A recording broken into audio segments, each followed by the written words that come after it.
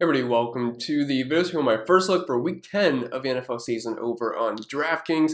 It's a first look, first reaction to the pricing on the week 10 slate. And if you do find this video helpful in any way possible, make sure you leave a like, subscribe to the channel if you haven't yet already. If you want to take that one step further, an official member over on Patreon. Link is down below in the description for that. We have NFL and NBA going on right now.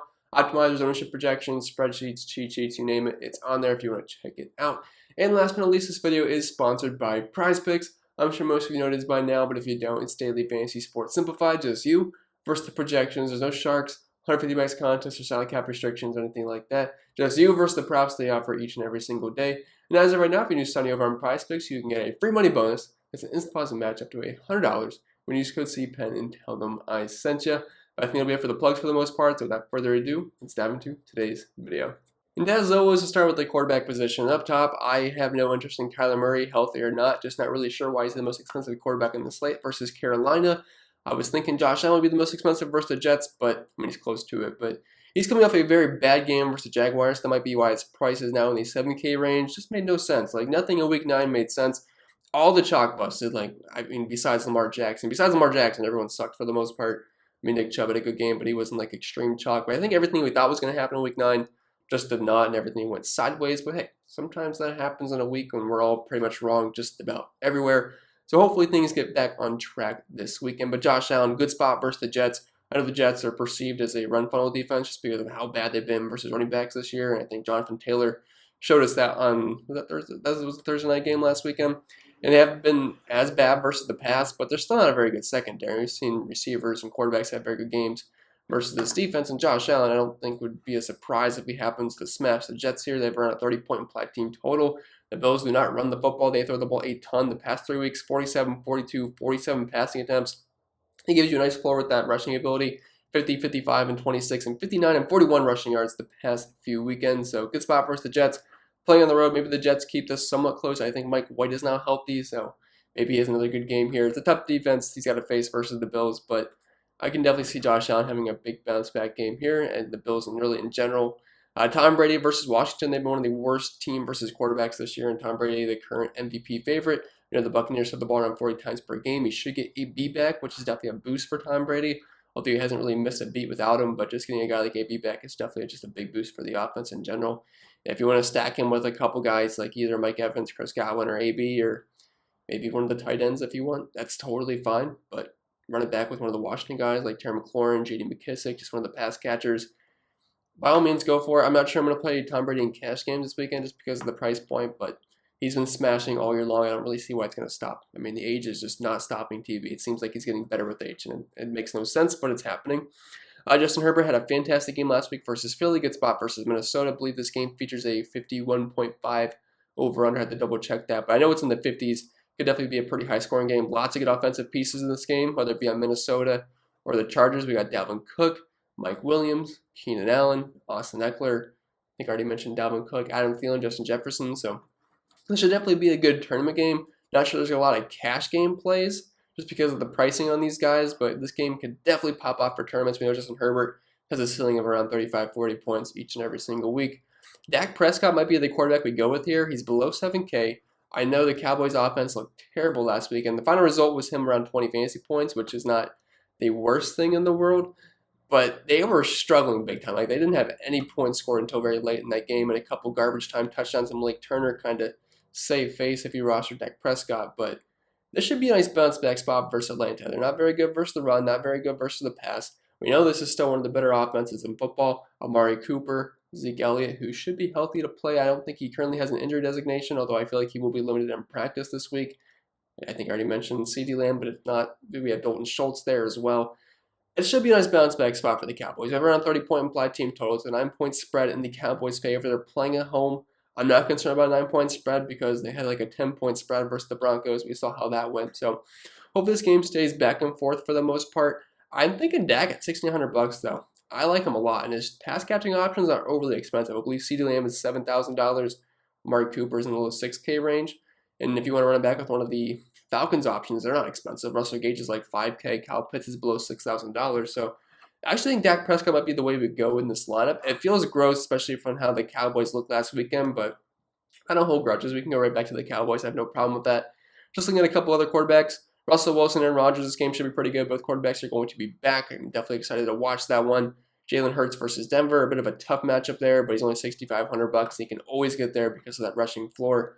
If I was going to go cheap at quarterback, I feel like Matt Ryan's probably the guy I'd go with. Only $6,000. Gets a good matchup versus that Dallas defense, who's been pretty bad versus the pass this year. And Matt Ryan's actually having a somewhat solid fantasy season once you factor in his price point.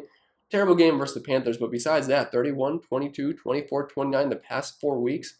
Not bad at $6,000. And if you do roster Matt Ryan, just throw one of his pass catching options in there, and you can run it back with a guy like Zeke or CeeDee Lamb and Amari Cooper, get a nice game stack that way.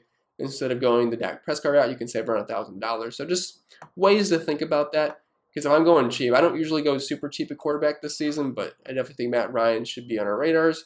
And I don't really think there's anyone down low I'd want to roster. So since we have Dak Prescott, I would like to get one of his pass catching options, which you're kind of stuck between like two. It's either going to be CeeDee Lamb or Amari Cooper. For me, I'm probably just going to go with Cooper because DraftKings keeps pricing him too low. I know he busted last week, but pretty much everybody in the Cowboys busted, so I can't really hold a grudge against Amari Cooper here. So for $6,200, we'll roster him. He doesn't have to do much to pay off his salary. I'd like to get CeeDee Lamb in, but he's a little bit expensive. And I know there's some little pricey running backs in this slate that I think make a lot of sense because they're in great spots like Najee Harris and Jonathan Taylor. So for right now, we're just going to keep the Dak Prescott, Amari Cooper in. We'll kind of play around with that and see what fits. But moving on to the running back position, quite a few good spots here. Christian McCaffrey returned last week. Not really sure I want to pay $8,400 for him just because Jonathan Taylor's $8,100, like, is a double-digit favorite at home versus Jacksonville. Like, this is his third smash spot in a row. I forget who we played 2 weeks ago. Yeah, Tennessee. They were decently sized favorites versus them. 21 points, 37 points on Thursday night versus the Jets. Absolutely crushed it. About 200 total yards out of him. And he's been great the past, really, 5 weeks. 34, 31, 22, 21, 37. Like, this is one of the best running backs in football, and they are not afraid to give him the rock.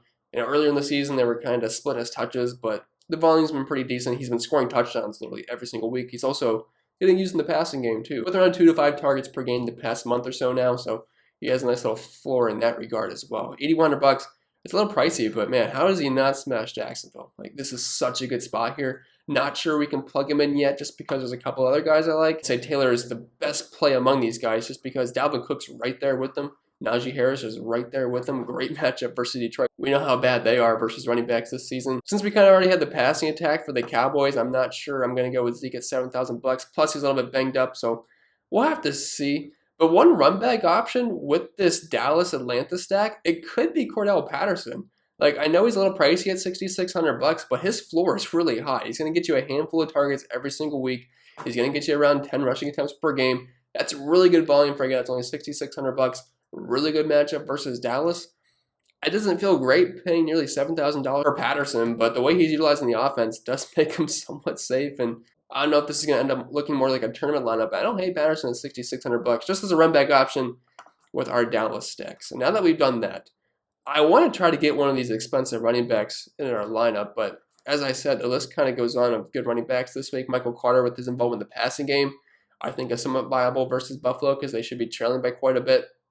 Chase Edmonds is doubtful. I don't think he's going to end up playing. So James Conner, I believe he's only $6,300 isn't that appealing versus Carolina's defense, to be honest. And I personally just don't like James Conner. I don't think he's very good. He keeps scoring touchdowns, though. I can't ignore that. But, I mean, at some point, the touchdowns are going to run dry, I think. But I keep saying that, but they just keep happening. DeAndre Swift, his pass-catching ability should be trailing quite a bit versus Pittsburgh. I think he would make sense. If we didn't already have Dak or Cooper, I would love to fit Zeke in 9-point favorite. But like I said, I'll have to see how practice goes for him this weekend. But I'm kind of torn between Jonathan Taylor, Dalvin Cook, Najee Harris. Because Dalvin Cook, great matchup on the ground versus the Chargers. Great matchup versus Jacksonville for Taylor. Great matchup versus Detroit, but we know he's a big pass catcher as well, so the floor is very high for Najee Harris. Didn't have the greatest game on Monday night, but he did score that early touchdown to decent-sized favorite at home, facing one of the worst defenses of football, heavily using the passing game. Besides week one, really hasn't had a bad game this year. Like, besides that first week, his floor has been 19.1 points in week 2 versus Vegas. And now that he's facing Detroit, I just don't see how Najee is going to bust here. So we're going to plug him in. We're going to have to find some value because we only have $4,500 left for our remaining spots, which if we factor in a cheap tight end, cheap defense, it won't be that bad. So we could probably look at some wide receiver 2s and wide receiver 3s. We're not going to be able to spend top dollar for a wide receiver. Devontae Adams below 8K with Rodgers back versus Seattle. That looks amazing, but I just don't think it's going to fit. Because if I plug him in, Yeah, 3,600 left. Yeah, it might work, but it's probably not going to look too pretty. Terry McLaurin, if you're doing those Tampa Bay stacks, he's a nice run back option there. CeeDee Lamb, already talked about him. I like him a lot. Just going to go with Cooper in this lineup. But we're probably going to dive into the mid-range. Michael Pittman, since we're not playing Jonathan Taylor, I probably want some Colts exposure. And I forgot to mention for the cheap quarterbacks, we could probably play Carson Wentz as well. I talked about Matt Ryan, but Carson Wentz, he's actually been pretty solid the past couple of weeks. I think he is certainly in play. But I might use one of his pass catchers here in Michael Pittman, because Michael Pittman, he's just been fantastic. He's clearly the wide receiver one in this offense, and he's just having a great year. He had a bad game versus Houston, but besides that, the past 5 weeks, 20.9, 23.5, 30.6, 17.4. Carson Wentz loves looking his way deep. He's been scoring touchdowns. We'll have to see if T.Y. Hilton is back. That would hurt him a little bit, but he's definitely the alpha dog in this offense. That's a great spot versus Jacksonville. They were 32nd DVOA heading into the weekend. Not sure if that changed a little bit after their good game versus Buffalo, but still not scared of their secondary whatsoever. So we're going to plug Pittman in. Leaves us $4,000 left for our last couple of spots. I'll probably have to find a cheap defense here just to see what we have to work with. I'm not going to play Washington versus Tampa. I'm not going to play the Jaguars versus Indy. Vikings versus Chargers looks like a no-go. The Lions versus Pittsburgh I do like just because it's Pittsburgh and Big Ben will take some sacks and turn the ball over. But I already have Najee Harris in my lineup, so I'm not exactly sure I want to go that route. The Panthers versus the Cardinals, if they're banged up, that actually might be the way to go, to be honest. And they're only $100 more, so that's probably what we're going to go for right now. And if we do that, that bumps us up to around $4,500 left, which doesn't look too bad because we can throw in a cheap tight end, which I think we can actually probably do now. If you are spending up Kyle Pitts would make sense in this lineup just because it would be a run back option with our Cowboy stack. But since we already have Patterson, I think we're kind of in the clear for not having to roster a guy like Kyle Pitts. Just take a look down the list here. TJ Hockenson, he gets targets. We already have pass catching options for the Cowboys, so we need Dalton Schultz. Goddard's fine option versus Denver. Zach Ertz. Seems a bit pricey, to be honest. Just looking for guys I'd probably end up rostering. Muth here, $3,900. He was quite involved on Monday night. Had 2 touchdowns. I don't remember how many targets he had. I guess it's not updated yet, but I know he had a handful of targets. Didn't have a bad game whatsoever. I believe he was the optimal captain last night in the showdown. Dan Arnold just continues to get used. Had a 35% target share heading into last weekend and still got the job done. Tyler Conklin. I actually don't mind Tyler Conklin. I know it's a boring play, but he gets targets every single week. 6, 3, 5, 7, 7. Putting up somewhat decent games the past 3 weeks, around 10 fantasy points. You're not going to complain about 10 fantasy points at $3,400. Like, you're perfectly fine with that. So I think he's definitely on the short list here. Jared Cook versus Minnesota is kind of getting exposure to this game. Like, there's a lot of good plays in that game. These are like a couple cheap guys if you want to get cheap exposure to it. If Noah Fant happens to be out again, we have Albert O, $3,300, a little bit more expensive this week, but didn't have a bad game. Outside of that, I don't really think I'd be going below Jared Cook, to be honest. So I guess we could probably just plug in a guy like Tyler Conklin. I think that's fine. If you want to move that around to a guy like Jared Cook. If we need $200 extra, sure, let's go to Jared Cook at the end just to make some things fit. So $5,100 left. We'll have to try to find a wide receiver 3. I mean, we don't have to really worry about correlation too much. If you wanted to roster Russell Gage just as another Atlanta option, just to full-on stack that game, that's totally fine. Since we don't have Josh Allen, I probably want some exposure to the Bills this weekend. Cole Beasley sitting here, just getting peppered with targets the past month now. Since week 6 versus Tennessee, 9, 13, 11 targets, 7, 10, 8 catches. The floor is pretty high with Cole Beasley. Had that weird stretch of 2 games versus Houston and KC where he just was not involved in the offense, but he is certainly back, and he is one of these safer options here because we know he's going to get peppered.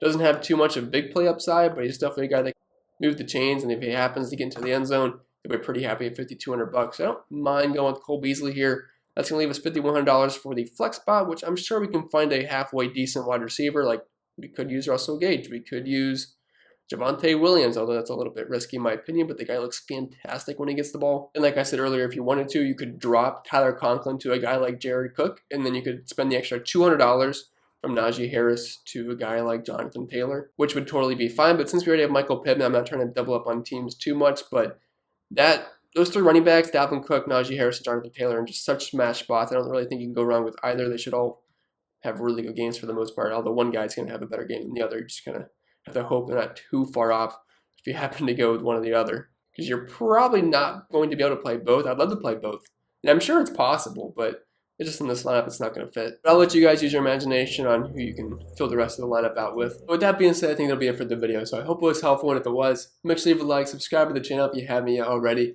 you want to take that one step further, become an official member over on Patreon. Link is down below in the description for that. And don't forget, this video was sponsored by PrizePicks. Just you versus the projections. And as of right now, if you're new signing over there, you can get a free money bonus up to $100 when you use code CPEN and tell them I sent you. So it's free money. Why not use it to your advantage? I think that'll be pretty much it. I will stop rambling, and I'll see you guys in the next video.